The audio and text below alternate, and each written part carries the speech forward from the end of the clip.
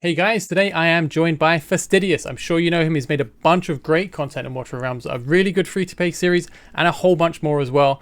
Thank you very much for joining me, Fastidious. It's great to have you here. Thank you so much, Ma Bucket. It's sincerely a pleasure. And we have an interesting concept for the video. So this is actually the test server. Big disclaimer, this is the test server. This isn't my account or Fastidious's account. This is just a test server where we get to mess about in a sandboxy environment. And we're going to look at a bunch of unreleased heroes that are going to be coming to the global server at some point in the undetermined future. And some of these Fastidious hasn't seen, some he has on the test server as well. So we're going to talk about them, talk about what's coming, and maybe play a few little interesting games with it. But first of all, please let everyone know, in case they're unfamiliar with your content, a little bit about yourself and what you're up to. Yeah, I have no ego if you don't know who I am. I don't blame you. If you just watch Ma Bucket, you're probably getting more than enough. The guy's brilliant.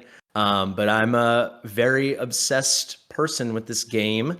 And for the rest of the year, I'm doing full-time content on Watcher of Realms just to really give it a go because it kind of gives me an excuse to interact with you guys, but also just to keep playing this game all the time and grinding out new stuff. And I think like Mabug, I think we share a love for this game. It really resonated with me. I played a lot of gotchas, and this is the most one's ever had their hooks in me for sure. Awesome. And there is a collab on Fastidious' channel, so do go check that out and do give him a subscribe. He does make a lot of really good content. And if you like my stuff, then there is actually a lot of similarity in the stuff we cover. So definitely check it out. But this video, we're going to be looking at the test server and some of the heroes. So there's a whole bunch that aren't out at the moment. And I did check. There's no spoilers. I'm not showing anything I'm not supposed to, I believe. Please don't get me in trouble. He was very thorough. I think we're good. So there's a few I want to show you because I think they're really cool, and I want to get your thoughts to see what you think as well. Because you've done a lot of theorycraft, you've figured out your own teams, you've got a lot of experience in using them. So it'd be cool to get your thoughts. If I can give a quick disclaimer too, guys, I spend a lot of time on the test server, but I've only tested champions on global, save for one that we might talk about here that I put a video out on. I won't spoil it now. So I'm insanely excited. I know Ma Bucket has a video where he goes over champions that we're waiting for. I have yet to see it, so this is a private little way to get to see it, and I'm probably gonna get really excited. I just want to let people know that. That's perfect. So the one that I think you're aware of that we'll go over first, just so I can show you why she's so good, is Alaura.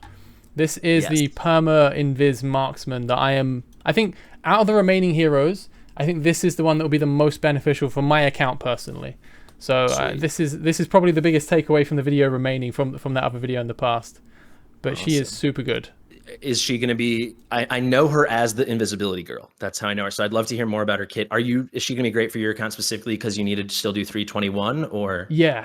Basically, okay, I'm real struggling in some of the gear raid stages, and she makes it a lot easier. So her talent just leaves her invis permanently as long as she's not ulting, which is just nuts. So you can see, just cannot be targeted. That's it. There's nothing else. Just so long as she's not using her ult, she's invisible the whole time. I guess already. What's that? You never use her ult? It's like Olog? Well, actually, it's interesting. You use it, but a couple times, and that's it. So it's actually quite good. But yeah, you're pretty close. So the first attack is just obviously a standard attack, but the second, this is her ult. So she loses her invisibility. She gains double attack, and she deals bonus damage to airborne. So it's a bit weird, right? You're losing her invisibility, which is kind of invincibility for most content. But she's now going to churn out massive damage. Can I ask you something again? Yeah. So when this scales up, it's a little small on my screen. What's this going to go up to? An extra 60% to airborne? Yeah, I was wondering because it goes up to 60% damage. I'd be really curious about her base attack because does this not just make her like Brienne, like legendary Brienne, essentially? Yeah, and you'll see more in a second as well. But her base is 3.6k attack, which is a good point. Okay. I think that's good. 800 attack higher than Brienne. Sorry, I'm just like the ultimate Brienne stan. So that's impressive. I don't remember these numbers at all, other than Salazar for some reason. So I'm just going to check now, actually. 3.7, 3.8, and she was... I'll tell you, that's a great number, man. 3.6 plus, that's a great number. Yeah, it puts her in line with the main DPS ones as well. Yeah. And then she gets this crazy boost. She's dealing double attacks. And then she has other things as well. So when she's by herself... Whoa. So you can see she's clearly built for that tile on the right in Gear Raid 3.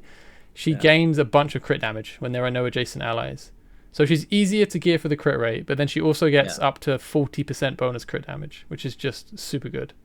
So my mind immediately is like she can't be if you're gonna use her on the right, you can't use her with Dolores essentially, but she has enough base attack that it's fine, which Yeah. is rare for anything but like a non-legendary good DPS archer piercer. So yeah, I want her.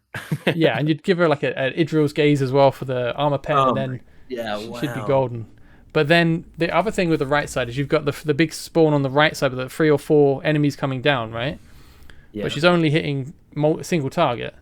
But then I don't know why they do this, but they kind of like during the ultimate. So this is basically just like I've talked about this in so many, not many videos here and there, but every stream I'm like, why? Like with my favorite champion's Autumn. Not that that's anything to do with amazing legendaries, but like her passive is, oh, this is also part of the ultimate, but we need to give her a passive.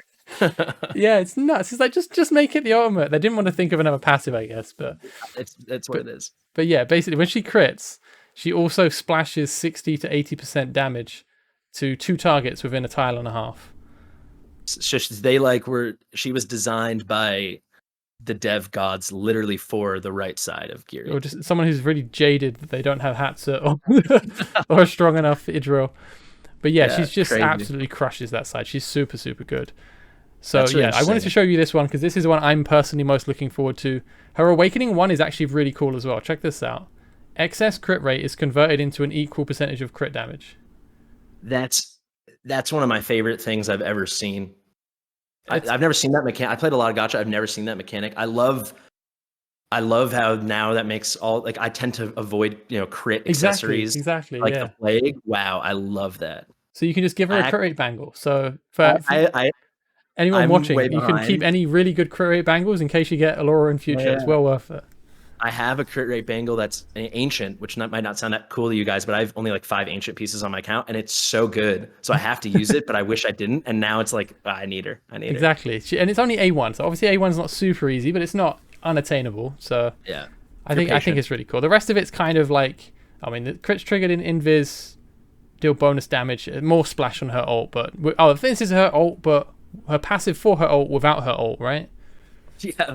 So just more passive crit rate, which I guess turns into crit damage eventually, which is kind of cool. Yeah, it gets her closer to succeeding the cat faster, I suppose. Yeah, exactly. And then finally, she gets bonus damage for her ult by making crits. I mean, it's kind of bland, but I mean, it's damage, right? Yeah, I never make it this far down my awakenings because I don't like to tease myself. So with the legendary champions, I usually stop at A1, but she sounds remarkably good. So that's Alaura. She is really good in Gear Aid 3.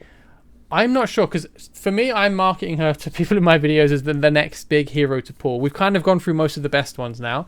I think Hex was one of the last top tier, because he's Guild Boss. A lot of people look to Guild Boss. What do you think of Alaura's kit? Do you see use for her outside of Gear Aid 3? I'm trying to. I see tons of use for her for like Void Rift content. If she's hitting as hard as this is reading, I like Void Rift content because it's variable and we don't know what we're gonna get, and I think it'd be almost silly not to think there'd be a time where like endless invisibility. I'm really thinking of using her in this Olav kind of way where you just don't use the ult. You take an L a bit on some of the DPS, but then she never needs a heal. She never needs anything. No one's going to touch her without AoE, right?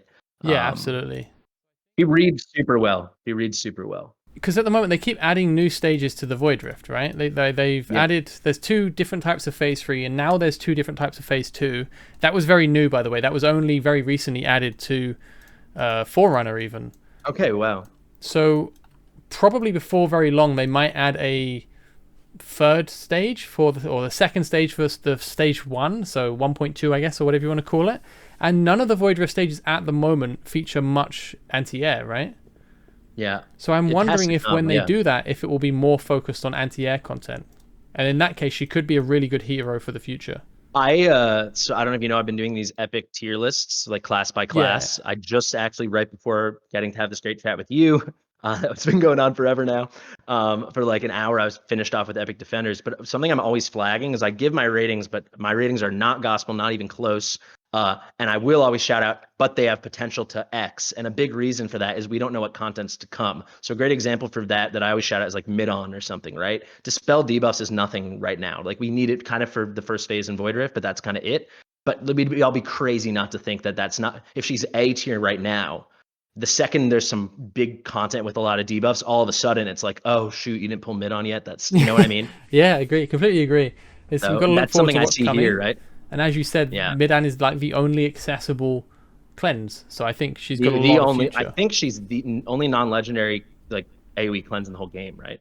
that I'm aware of as well. Yeah, I definitely haven't checked, but yeah, I think so. At the top of my head, yeah. But yeah, I think that's a great tip just for people. Like if you've come from other games, use that ability, right? Like flag things in your head. Like, oh, maybe this could work with content. Yeah. So don't trash your epics. That's what I'm saying. Yeah, that's a good one. But yeah, I The think most free to if play they thing I could say. add more difficult content for anti-air, I think she's going to be really, really good for that. Oh yeah. But that's a good marksman, the one of the ones I'm looking forward to the most. So let's actually I'll have your pick. Which class do you want to look at? I'll show you an interesting one, and you can see if you think it's good or not. It's a little game. If you got one for every class, we're already at fighters, and fighters are probably my favorite heroes. Okay. So all right, this one's interesting. Falcia. Please. I'm sure you don't know her. I don't, but she looks like she should be in Soul Calibur, so I'm already into it. That's a throwback. Love it. Yeah, and when she came out, everyone was like, "Oh, she looks like she's from The Witcher or something, dual wielding blades and all this stuff." But no, I think Soul Calibur is a pretty good reference. So you know what it is? My gaming history is like sports games, gotcha, and then things from when I was a kid. That's it.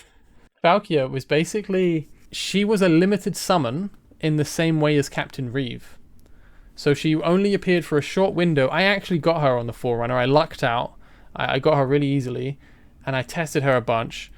Base stats, 4.6k attack, just under. So quite low for a fighter, considering you've got like Salazar at like 6.2k. Yeah. But there are a bunch around 5k, so it is on the lower side, but it's not appalling. I think on Salazar, which is broken. Yeah.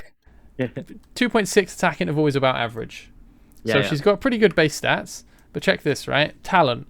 After performing 20 basic attacks, she gains the Demon Slaying stance for 25 seconds, and she also has specialized attack speed.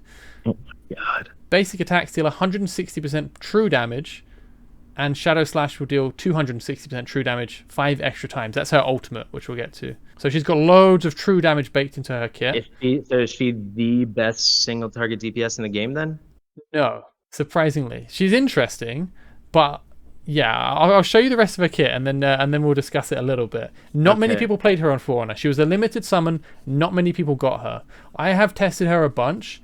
And in isolation, she has some cool stuff she can do, but they might change her before she gets released to global. Basic attack is split between normal and magic damage, which is interesting, 75% of each. Her ult, 5 times normal, 5 times magic of between 100 and 160% over a 3.6 second window for one enemy.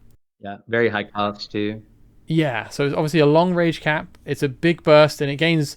With her Demon Slaying stance, that's true damage 260% 5 times on top of this. So it becomes like massive multiplier for a single target.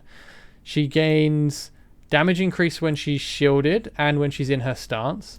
And finally, when you deploy her, she starts with 25 seconds of her true damage. So that's okay. So I'm throwing a lot of information.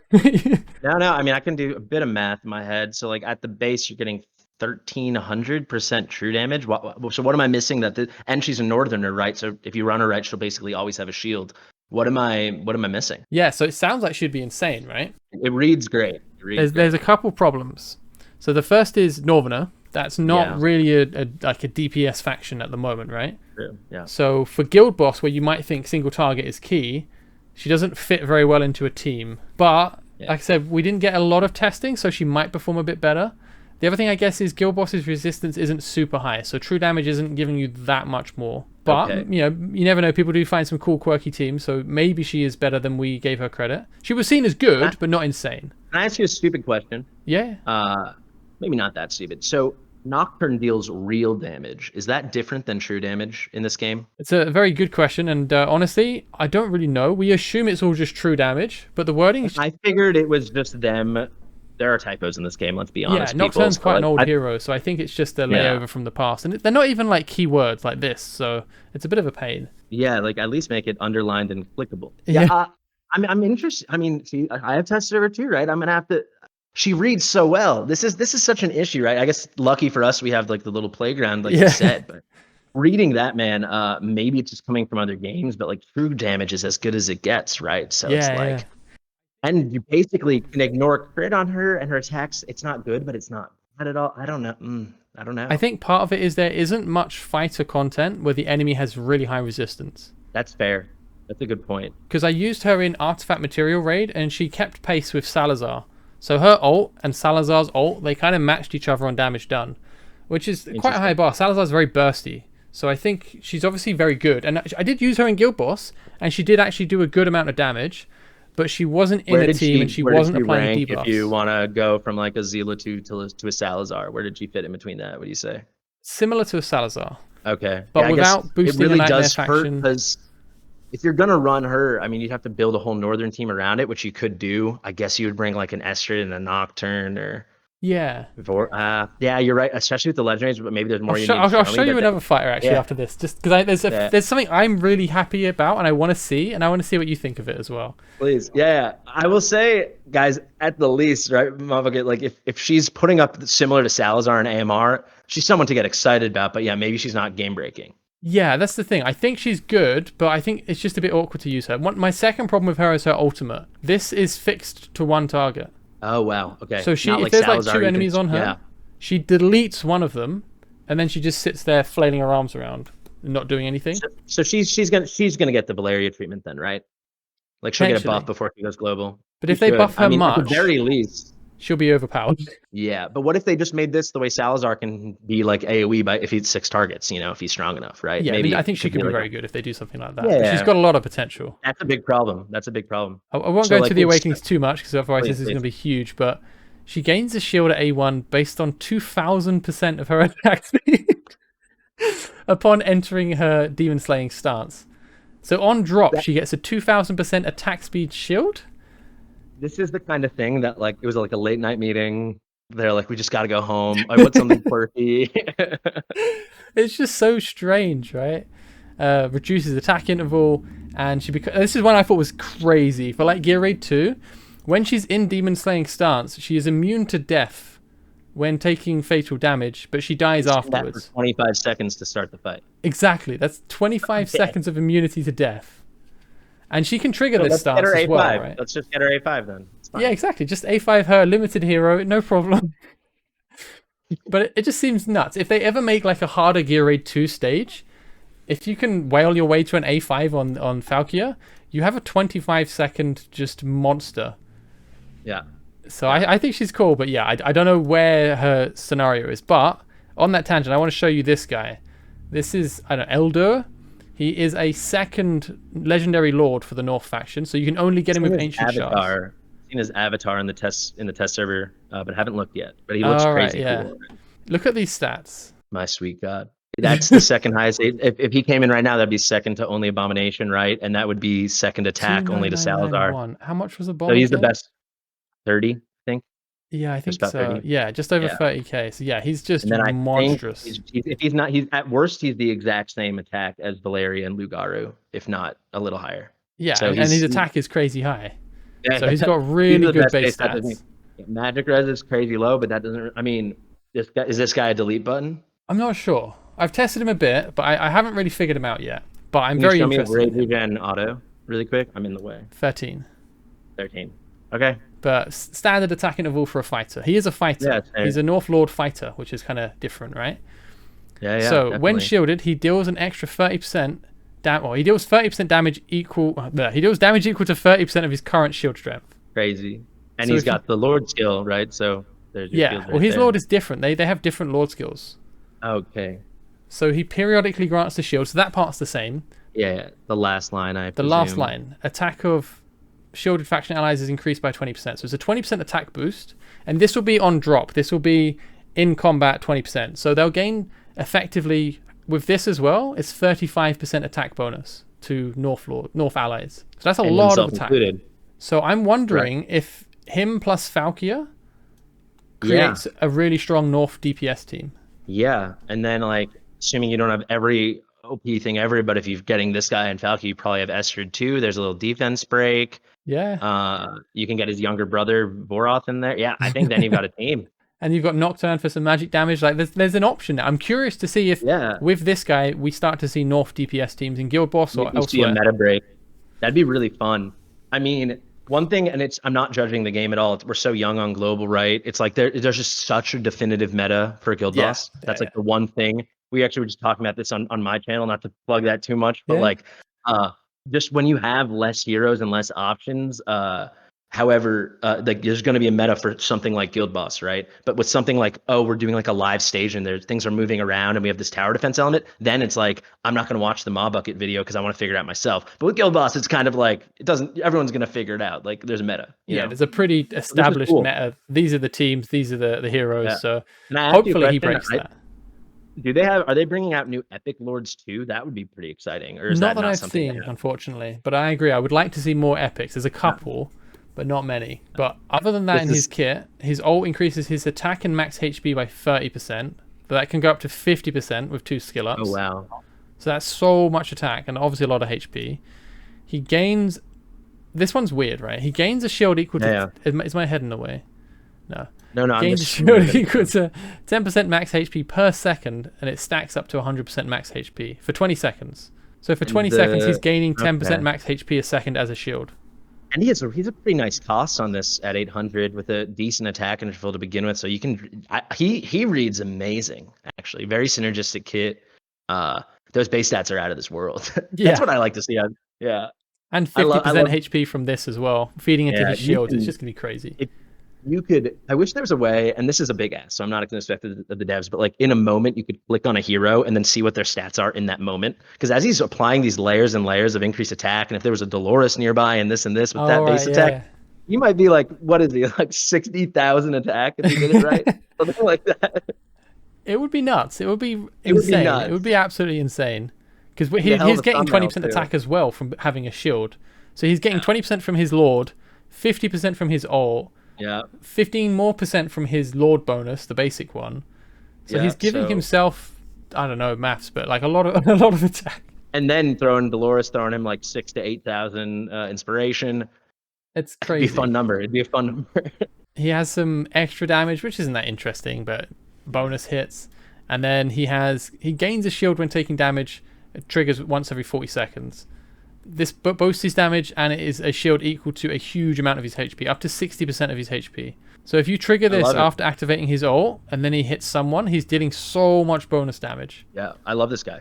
So he seems pretty cool. Obviously, the Awakenings are not a big deal, because no one's going to get many dupes of this guy. You got to have Sage Soul Stones for that. But they're kind of interesting. When he's not shielded, he gains a shield upon triggering his Thunder Hammer, which is his proc chance, so that's not bad. More proc chance, more damage. Yeah. Whoa. Okay, that's not that. I thought that was a talent. Yeah, okay. This could be a candidate for biggest number we could put out. Like if you just set everything up right, found like a low defense target, that'd be fun to play with. So I guess maybe we'll stay on the North tangent now, because I want to show you something interesting. Do you know Gwedolyn? Please, why not? I don't. I would love to see. All right, cool. So I keep waiting. There's one hero I know, so I can't wait till that comes up. This is Gwedolyn. She was added as the Christmas hero. So she was like a Christmas event. She was a limited summon hero, same range as Vortex. Here's her stats: pretty slow attack interval, 18 cost, all the normal stuff. That 4 seconds. We don't have a 4 seconds on global right now. That's cool. Yeah, it's crazy. But so she's a limited summon. If they add her back, she'll be a summon on Christmas most likely. I'm hoping they do something new, but we'll see. Her thing is she's not really a healer, despite being a healer. She's a shielder. Okay. So shields are 10% bigger, and when they're below 50% HP, they can absorb 20% extra damage. So I guess it's 20% damage reduction on the shield. Her basic attack just grants a shield, scaling on HP. So she just stacks as much HP as possible and chucks out gigantic shields on people with even just her left click. I think on Forerunner, mine had, let me think. I think she had over 80k health, I want to say. Or no, about really? I think it was about 50, 60k health, actually. About 60. You were just gold flat HP rolls on every subset. Everything, just as much HP as possible. Because look at this. Grants a shield to one ally in range, which can absorb damage equal to 60% up to 80% of her max HP. Each of the surrounding allies gains half of it in range, and it also scales on healing effect. So if you chuck this on Elddr with a fully pumped up, because she's getting loads of stats as well, it's going to be like an insane shield. Yeah, they stack, right? Shields stack. So can you control who it's going to be? Like if he's the only one in range, then that's a 64,000 shield. Oh my god! She got released and no one liked her because she only cast this on. There's a priority. The priority order is someone in range with the lowest HP. So in Vortex's range, whoever has the lowest HP gets priority on her ult. And then if everyone is full HP, the priority is the last placed hero. Okay. So she's kind of awkward to use, but there's That a way is to make it awkward. work. There's a way to make it work. I love what gets me excited.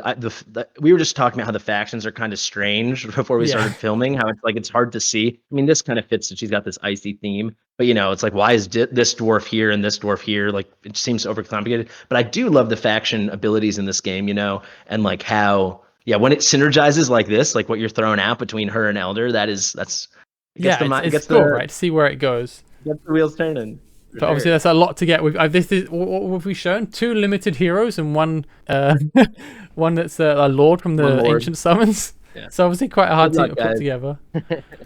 When the shields are gone, they restore HP up to 10%. So it's some healing, but it's not a lot. And other than that, the shields can freeze enemies around the allies, but it's not a very long freeze. Oh, okay. Half a second. This is a very interesting thing. This game that I've noticed. It's like, you should call it like freeze 1, freeze 2, freeze 3, because it easily gets forgotten. Like, I just was doing Epic Defenders, like I said, and just using like Livian versus who is it? Avalyn? Is that who she also puts out a stun? Like Livian's is 2 seconds, Avalyn's is 1 second. It's literally the thing. It's like it's a world of difference. Yeah. But on a quick read, if you're not going to get down into the weeds like we do, you're just going to be like, oh, a stun is a stun, because that's what you're used to from other games. I think it's interesting, but I wonder if they could present it in a better way. No, I agree. I think you're right, because you just see freeze unless you click it, and sometimes they don't even put the duration in the tooltip. Sometimes it's like here instead. So hopefully they can tidy it up a bit.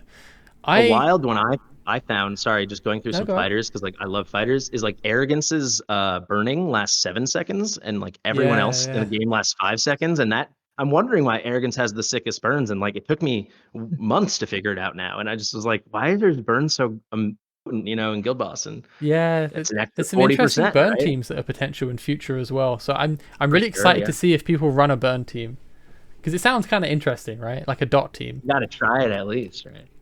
But yeah, she's interesting. I actually pulled her 4 times during Christmas. Wow.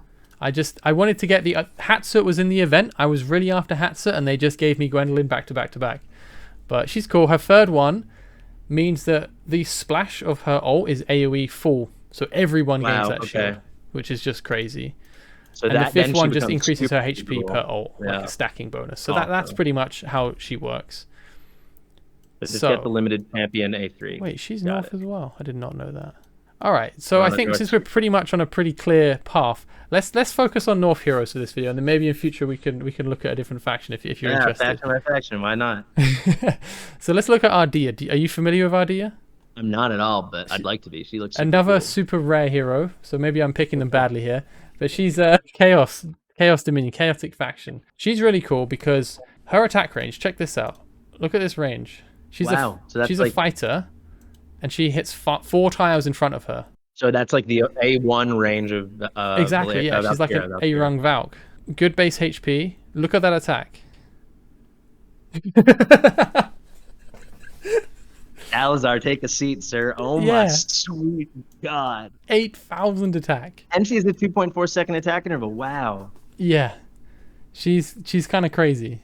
And that's just her stat line. Her skills are actually good as well. So she has crazy range. Great stats. She's got a talent when basic attacking. Okay, this is a little bit long. There is a 25% chance that the hero will throw forward 1 circular blade instead. So instead of her normal attack, and it restores 10 rage. The blade returns upon reaching the max distance, so all the way out here. And enemies take 240% damage when hit by her blade for the first time. And she will not make another attack until it comes all the way back. So it's 240% damage, but I believe it's AoE. Is that a proper AoE, like anyone in the path, like no limit? It will just. I think almost everything is limited, so I don't think it's full AoE. So her basic attack is 7 targets. Got it. So they actually said in this one, so that's a nice change. That's a very welcome change. She already sounds crazy. Can we see that ult? Yeah. So this is Primal Wrath, 15-second duration, down to the lowest of 600 rage cap. She gains 30% up to, I mean, how much is that? 50% attack? But she loses because she's Chaos. She's obviously bleeding everywhere. 15% current HP per second. And she throws 2 of her blades every time her talent is procced. So she's giving herself 50% bonus attack, and she's double throwing these 2 40% damage blades every time it procs. And is that 50% it's post-deployment? Or yeah, so these, I think whenever it mentions this, it's always like total. And then for her passive, as HP decreases, the chance of proccing her talent increases, can go up to 30% when she's at 30% HP. Okay. And she gains attack speed whenever she catches her blade again. 50 attack speed that can stack up to 100, but this goes up again, so it can stack up to 200% attack speed increase. Does that remain? No, it's 5-second duration. I was wondering that. Oh, 5 seconds. I missed that. I'm sorry. Crazy. So if it wasn't for arrogance being able to hit aerial units, she would put him on the bench, basically. Yeah, exactly. I think. Well, I don't know how she performs in Guild Boss. Actually, I've never tested her. But again, she's Chaos and Northern, so she's not in the meta. But that might change, right? So it'd be interesting to see if this does create new heroes that are. That bleed too. Oh my god. And then her second one is when the hero deals damage to the same target twice within 3 seconds with her blades, she immediately deals 40% extra damage to them one time up to 70% more damage. Actually, and then she also applies a like 5-second bleed. It's just kind of like a hat kind of skill, right? Because it needs to hit the same enemy 2 times. Would she be able to go back and through the guild boss, or would it only be once, so she wouldn't get the bleed? I'm not sure. I think it might be. She is very good, Okay. but yeah, it's tough to know exactly how it works. I think in Awakening she also gets a defense break. Wow. So the highest attack in the game, defense break, bleed, AoE, the best range in the game. Have you tested her yet? Briefly, I'll see if I can show you. During the Killing Frenzy, increase the state, and finally install Rage. So we saw she's getting a bunch of Rage by default, but with her cap so low, she's going to have such high uptime. Yeah. But let me see if I can pull her up for a quick test. Where should we give her a go? I'm just to see. I would love to just see the numbers, even though it's not going to line up perfect. It could be interesting gear raid 1, or like maybe just an experience raid where I want to see her an opportunity to hit a lot of people. Maybe an experience raid or something, or experience raid 8, right? Yeah, that's a good idea. Let's give her some good gear. Dude, this kit reads insane. They're all reading good. This kit's insane. Yeah, she's obviously hard to get, but her stats look at the bonus attack on that. 18,000 bonus attack. No artifact on her either. Yeah. Oh, this Void Gazer, right? Yeah. All right, so there is Ardea geared, nearly 92,000 BP. Obviously very good gear. No awakenings, max skill. Let's give her a go and a little bit of content and see. I'm excited. Just solo Ardea, see how she does. No lord, we don't need it. 92k BP, we're fine. Like there. So Ardea, how do you do? Oh, auto activated ult as well. 177k. She's absolutely cleaving. This is nuts. Takes a while to kill this guy though. So what damage are we getting? This bleed. 138k is pretty good. It's nice to see how easily she gets the bleed up even on a single target if they're close, because it's guaranteed to go in and out, Dang, that wipes though. That's pretty good. I mean, she's going to kill herself, but that's okay. Yeah. I didn't really think about that. Does she have no heal mechanic, or do you have to put her with like a Dysomia or something? Oh, she actually pulled them all in, but she's going to die in the most embarrassing way possible. From behind. Somehow hit it. Oh, he died of the bleed, I guess. There we go. But pretty impressive. She was able to pretty much handle it with no Lord, no. I mean, obviously it's XP raid, but still, it's a lot of AoE potential. I mean, let's be realistic with viewers, right? Like XP raid 8 is hard, True. Until you get towards the end game. And she just did 37% of it by herself. The one I like to use is Artifact Material Raid, which is obviously no one, if you're pulling for her and you've got this level of gear, you're not on this content. But I would like to think they're going to add more Artifact Material Raid stages, right? That's true as well, yeah. Going forward, there's going to be more content coming. Yeah, it'd be cool to see if you put her like in a side slot, like maybe where someone would put a tank and just have her facing in and she's just wiping. Exactly. I tried her like that and she's actually really, really quite good. So we won't give her more. It's a windshield wiper of deletion. Yeah, just absolutely butchering both sides. So we can place her like here. That's exactly where I was thinking. Yeah, like that's she just perfectly covers it. Yeah. Do we have enough cost points to do? Oh, I might have made a mistake. I think you'll get him. I believe in Broke here. He's got it. Get that freeze up. There you go. I think you might kill them too fast, and then we're not going to get to see all the beholders coming down. Oh, she got butchered. I didn't expect that. Dang. Okay. Well, let's have a look at the damage she did anyway, just to compare with Salazar. That's another problem, though, right? Like until we get harder Artifact Material Raid, she's going to shine so much. And if you put her with like another Salazar, even like a Deimos or even a Great Wrath or Arrogance, right? You're going to kill them so fast, it might not even reach the point that you have huge mobs of Parasitic Beholders for her to really go off on. because she's going to be great for clearing both sides at the same time, but obviously mine's a little bit too squishy. Also, Brokir is making Salazar tanky. I'm quite keen on getting her. She's one of the reasons I didn't actually want to pull my Ancient Summons, because I knew she was unreleased, and I think she's one of the best in the faction. As you said earlier, I think Sargak is obviously very, very good as well. I mean, it's the chaotic units that they're such a bugaboo in my head because they're so pay to win friendly, not free to play. And even if you're lucky enough to get one as like a low spender or a free to play or even a moderate spender, what are the chances you can build a whole chaotic team? And so many of them are designed that they need a team, you know? Yeah. And I pulled Garn on Forerunner. Wow, and I still didn't run a full team. Yeah, because it's just like too much. I know a guy who has Garn and Valeria, so he's just like having a great time, you know. But how many people are like that, you know? Yeah, there's like a couple people perhaps. Yeah. All right, so this is the last one we haven't discussed yet. I think he was actually a fusion event, like a hero fusion. You had to, like a shard fusion event kind of on Forerunner. So I'm guessing it might be the same when it comes to global. This is Krodor. He is a defender, and he is defense scaling. So another defense scaling defender. He has pretty good HP. This is what it's all about. It's like someone like Azor, we don't have to bother clicking over to him. Well, first off, Azor still has like basement defense, which is terrible. Azor's terrible, we know that. But Azor has like maybe at best like an epics level HP pool, right? But this is like a proper legendary HP pool. And because that's the problem with the defense mechanics in this game, right? Because HP is king when it comes to surviving and defense and stuff. If you go too hard into the defense because you want to make this guy a damage dealer or make your Gon or make your Azor or something, right? You're just foregoing so much. Yeah, that's why Meryl doesn't work, It becomes really hard to keep them alive if you go too heavy into defense. But as you said, he's got pretty good HP. His defense is quite good as well, nearly 4k. It's not insane if you compare it to like a fighter's attack. But obviously, he's also a tank. Free block, 2.4 interval, which is pretty reasonable. So overall, pretty good base stats.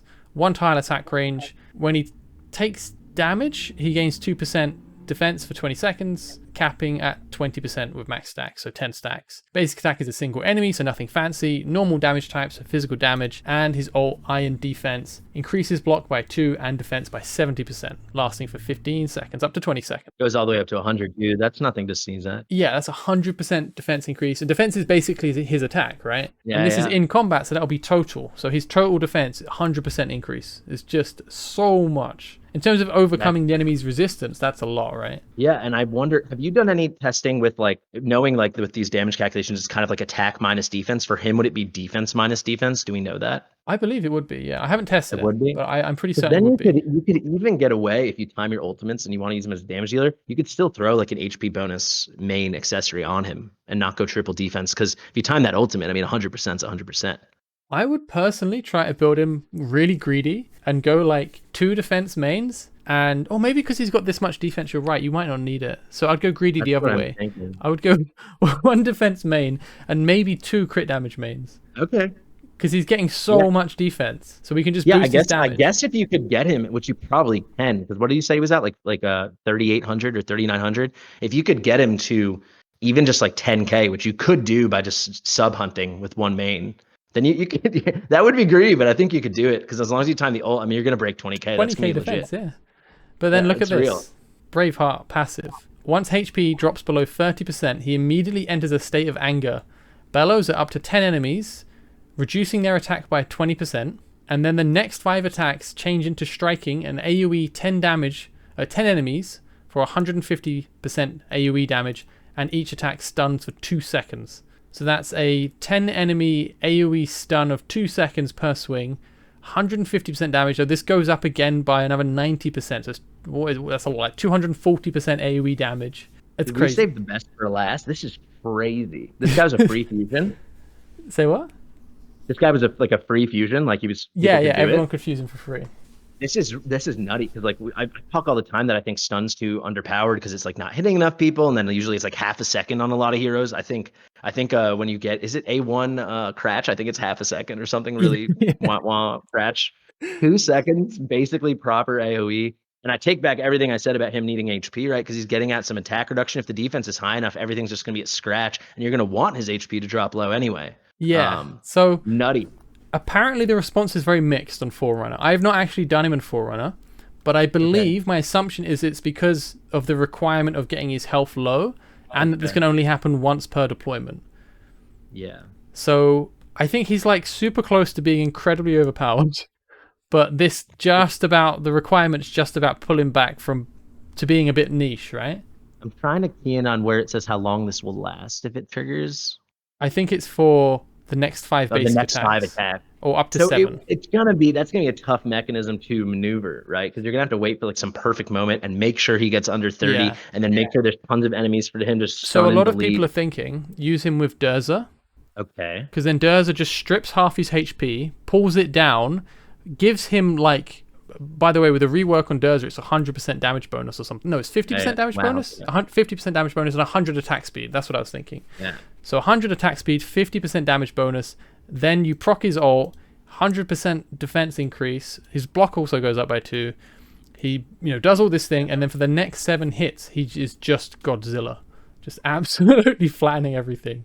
Yeah, it goes up to 7. Wow. I think I kind of love that though, because so many of the synergies we have in this game right now, right, are like they're in the same faction, and this faction gives shields, and this, but this is it. Like he's gonna work with someone else because it's like this is how you can control making sure. I love that. There's the things. That's a brilliant idea. Yeah, Awesome. I agree. I think it's really cool, right? It makes you really hope cool. to get them to mess about. And maybe it doesn't work for now, but maybe in future content you might get some value out of it. This kind of tinkery stuff is like a bit annoying, but that's kind of the fun too. Like someone's gonna theory craft it, and then it's like, oh my god, maybe it's us. Suddenly it's the meta. Exactly, it's so just cool. Has to work in one place. And then this is his final passive. So based on the number of adjacent allies, he increases his physical damage reduction and damage dealt by 12% if there are 3 enemies in range. And the 12% goes up by another, 12%? So 24 total. Yeah, he seems pretty great. I really hope we get that fusion. And he looks pretty cool. He's unique. He fits this northern theme. I feel like a lot of these new champions you're showing me, they actually fit the theme quite well, which is... Yeah, I agree. I really like this guy. There's a lot of charm as well, right? Like the kind of bridge troll kind of thing. He's got like the Baloo vibe from the Jungle Book. I don't know if that's too far out of left field, but like just like a big blue, almost cuddly thing. Yeah. So he's one I'm quite looking forward to. 20% more shield strength, restores extra rage, sure, damage reduction, and instead of only triggering once per deployment, it has a cooldown of 60 seconds. But A5. And you can use them over and over. I don't think. Yes, maybe. That would be. I mean, it depends if it's a one-time fusion, because the way they did these events. So here's a slight tidbit for people who haven't played on Forerunner. These are like special fusion events. He came with an epic hero actually, so there is a new epic, and basically you have to fuse her from rares, and then you use 4 of her or 5 of her. This one here, Drayga. Okay, yeah. To fuse him. But she's added to the summon pool. So if you wailed, you could get loads of copies of her. And if it's not capped at once, maybe you could keep fusing him. But yeah, I don't know if it's capped at once or not. But this is the other hero that was added with him. I promise I'm not trying to make her bounce. And she's also a defense. I don't think. She's also a defense. It's a thing in the game. It's a thing in the game. That's interesting. So like this is like more of like a traditional style fusion, or at the most like a hybrid. Yeah. I've been like dying for Pyros to be the next fusion. Like I'm really just crossing my fingers. I hope you're right. I hope you're right. I found someone in the Creator Oasis on Discord mentioned like, hey, does anyone have like a guide for every faction like this Lunaria thing I found? And it was like September 2022. So I was like, let me just have a scroll. And I found that in October it was the same kind of thing. They used a rare though, but what you did is you got 4 of the rares in Pyros. So interestingly, that event was happening as I started the game. And I just missed it. Like me and Isolde. The whole time I started, everyone's using Pyros and Guild Boss, and I didn't have him. Which is so funny, just to like, for anyone that watched everything we did today, bringing it full circle. I mentioned I saw a rant video of yours from like March that Ivy sent me. And one of the things was you being like, it took me so long to get Pyros and I couldn't do anything. And I totally feel you on that. Oh, it was such a pain. But I think that's been pretty fun. It's been nice getting some theory crafting and sharing some thoughts. So thank you for joining me for this. It's been a pleasure. And a nice, fun, long afternoon. Yeah, I should probably let you go. So thank you very much for joining me, Fastidious. It's been an absolute pleasure. And please go and check his channel out. There's a lot of great content, and there's another collaboration on that side. So if you're interested in seeing another discussion, kind of slightly an interview, some talks about the future of the game, where it's going, where it's been, then definitely check that out. And again, thank you very much for watching, guys. Have a great day. Take care, and bye-bye.